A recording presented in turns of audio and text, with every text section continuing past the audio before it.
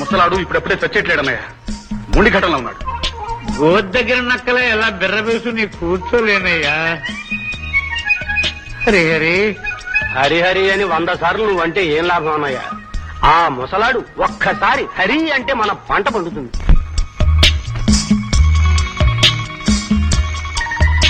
ఏమిటన్నా ఇది? ఓ పక్క ఆయనకు ఒంట్లో బాగుండకపోతే మీరు ఇలా తాగి తందనాలు ఆడడం ఏమైనా బాగుందా? బాగోగే కదమ్మా తాగేది. అయినా నాకు తెలియక అడుగుతాను, ఇంట్లో ఒకళ్ళకి ఒంట్లో బాగోపోతే ఇంట్లో వాళ్ళందరూ తినడం మానేస్తారా? మానేస్తారా? ఇదిగో అమ్మాయి, నువ్వు ఆయన గురించి మనసు పాడు చేసుకుంటున్నట్టున్నావు. నీకు మధ్యలో ఉన్నట్టు లేదు. వెళ్ళి నీ పని చూసుకో, నా మాట విను, వెళ్ళమ్మా. అన్నయ్య, ఈ రోజే ఆ ముసలాడి ప్రాణానికి ముహూర్తం పెట్టడం మంచిది. చెక్క ఆయన ప్రయాణానికి మనం ముహూర్తం పెట్టడం కంటే ఆయనంతట ఆయనే పెట్టుకునేటట్టు ఏర్పాటు చేస్తే బాగుంటుంది రప్ప. అబ్బా, ఆలస్యం చేస్తే ఆయన ఆరోగ్యం బాగుపడుతుంది. సరే, మనం ఏం చేయాలరా? నేను చెప్తానండి. డాక్టర్ చెప్పిన గోసాయి చిట్కా ఉండే ఉంది. లేవండి. ఇప్పుడే లేమయ్యా.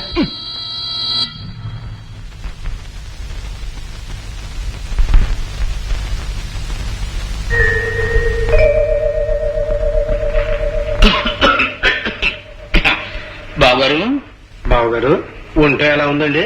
బావగారు, మీతో ముఖ్యమైన విషయం మాట్లాడని వచ్చాం. చెప్పన్నాయా? అమ్మాయికి మంచి సంబంధం చూసామయ్యా. కుర్రాడు నిక్షేపంగా ఉంటాడు. కాకపోతే పిల్లాడికి వ్యాపకాయంతో వెర్రుందనుకోండి. ఈ పిచ్చిదానికి ఆ మాత్రం వెర్రున్నాడు తప్ప మంచివాడు ఎలా దొరుకుతాడు రా మంగ. నా కూతురు వెర్రిది కావటానికి కారకులు పరివాళ్ళకి అప్పగించిన ఇంత నిర్దాక్షిణ్యంగా ప్రవర్తించుంటేవాడు కాదు. రోజు రోజుకి దానికి విషం పెట్టి దాని భవిష్యత్తు, దాని బ్రతుకు నాశనం చేసిన మీరా? తిట్టండి బావగారు, తిట్టండి. మా అన్నదమ్ములు ముగ్గురు అజాత శత్రువులు. ఎవరు ఏమన్నా మాకేం కోపం లేదు.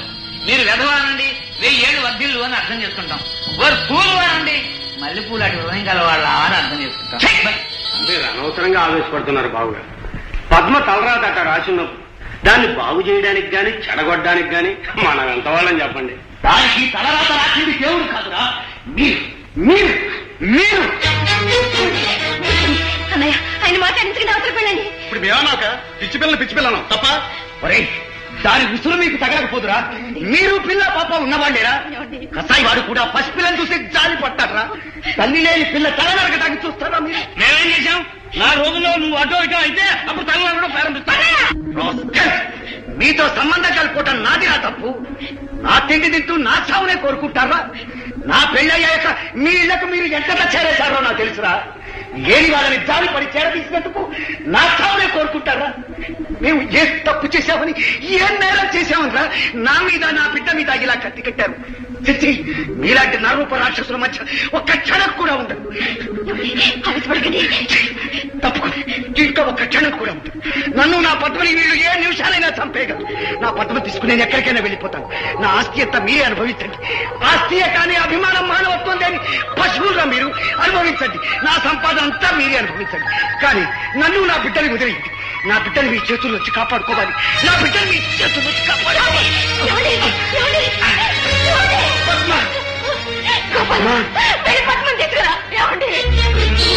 చేసినట్టు పాపం. ఇక కష్టమే మరి. హరి అన్నాడా?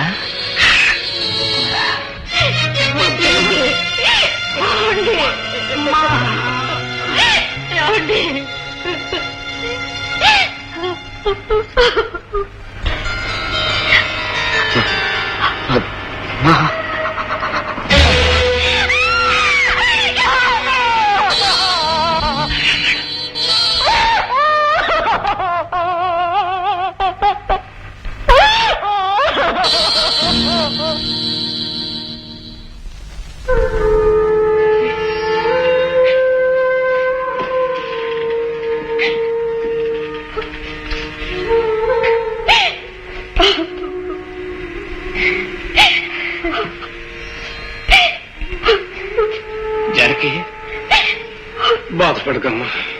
అక్క, ఇలా జరుగుతుంది అనుకోలేదు. అనుకోలేదా? ఇలా జరగాలనే కదా మీరు అలా రాక్షసులా ప్రవర్తించింది. ఆయన చంపింది మీరు, తోడపుట్టిన దాని నుదుట కుంకుమ చెరిపేసింది మీరు. మీ మాట విని నిజమని నమ్మి నా కాపురంలో నేనన్ని పడిపోసుకున్నాను. నా బిడ్డ జీవితాన్ని బుగ్గిపాలు చేసుకున్నాను. నేను చేసిన దానికి ఫలితంగా భగవంతుడు నాకు వైదవ్యాన శిక్షగా ప్రసాదించాడు. మీరు బాగుపడ్డానయ్యా. తోడ పుట్టిన దాని కూతురు మిమ్మల్ని నాశనం చేస్తుంది, సర్వనాశనం చేస్తుంది. ఇంకా నేను ఎందుకు ఇలా బ్రతుకున్నాను? నాకు చావు ఎందుకు రాదు?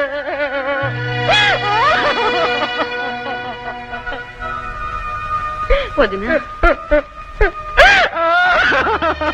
ఊరుకో వదినా, ఊరుకో వదినా, వదినా.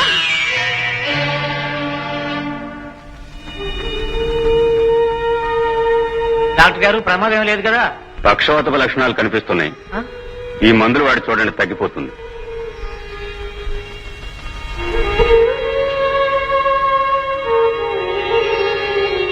అమ్మా, జ్వరం వచ్చిందా? పడుకో, తగ్గిపోతుంది.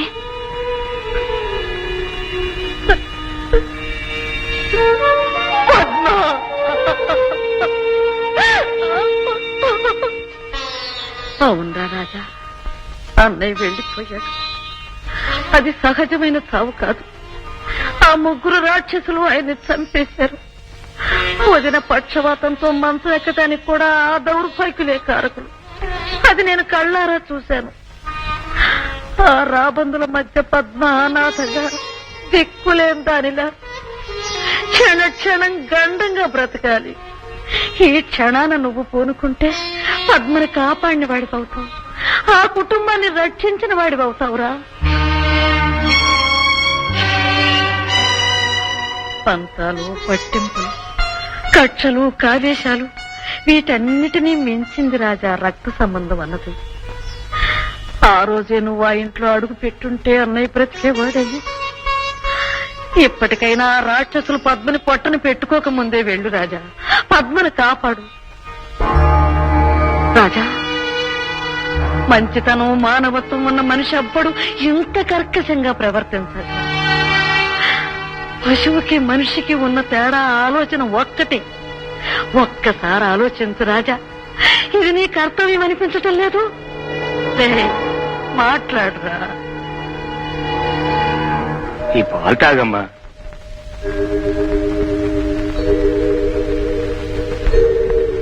తాగమ్మా.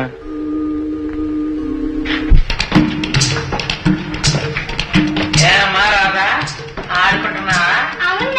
మా తల్లి ఆడుకో. ఆ కాశీ గుంపులకు మొహం. ఆ పుట్టే పుట్టుక ఆడ పుట్టి చావకపోతే మగ పుట్టుకు పుట్టకూడదు. ఆ పద్మనిచ్చి పెళ్లి చేసేవాడిని ఆస్తిగా దక్కేసేది. చూడు మొహం. దానంటారే అది కాలం నాటుగా పుట్టిందా? తప్పు దాని అన్నట్టు మాట్లాడితే నా గుళ్ళు మండుద్ది. ఆడలేక మధ్యలోడని ఆడలేక నేను ఆడలేకన్నాను. తప్పు మీది కాదు, నాది. నా కర్మ దీని, నా కర్మ. సర్లే పొలమా.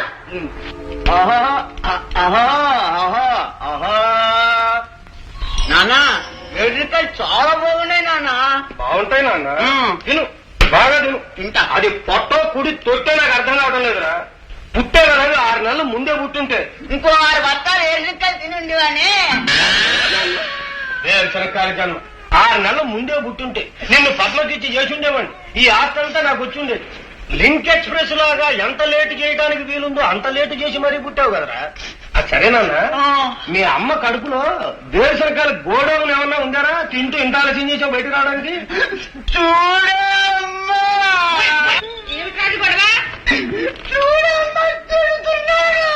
ఇదిగో చూడండి, నా కొడుకు అంటే మాత్రం నేను ఊరుకోను.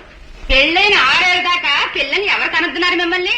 తప్పు మీది, వాడిదేం కాదు. అల్లా చెప్పు. ఇట్లాంటి అవసరం వస్తుందని ముందే తెలుసుంటే పెళ్లికి 2 ఏళ్ల ముందే ఈ చివతల పారేసి ఉండేవాడిని. తెలుస్తూనే ఉందిలే. సారా నాన్న పోవే పో, మొబైల్ భోజన హోటల్. ఏమిటండి మీరనేది?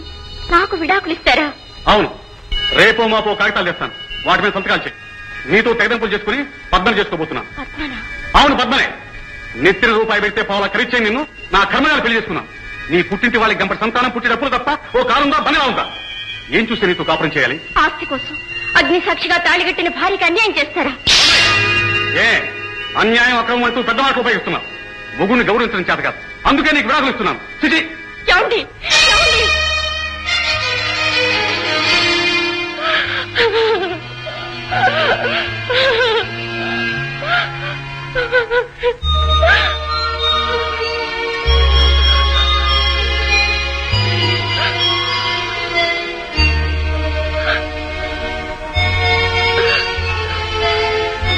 ఎందుకు ఏడుస్తున్నా?